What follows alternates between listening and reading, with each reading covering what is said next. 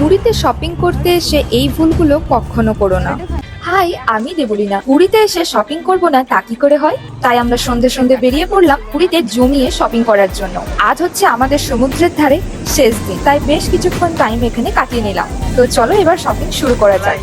কখনো ব্যাগের দোকান, তো কখনো শোপিস, কখনো হয়তো জামা কাপড়। তো এইভাবে অনেক অনেক শপিং করেছি। আর শপিং করার পর যেটা বুঝলাম যে তোমরা একই জিনিস, যেমন ধরো এই জিনিসটা আমাকে কোনো একটা দোকানে বলেছিল 180 টাকা, আমি যখন আরো একটু এগিয়ে গেলাম তখন সেম জিনিসটাই আমি পেলাম 150 টাকা।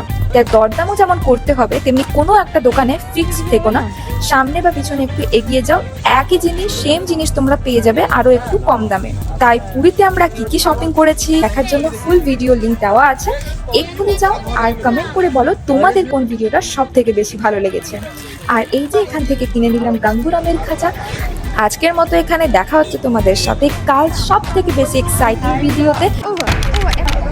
धूप पड़ जाने के बाद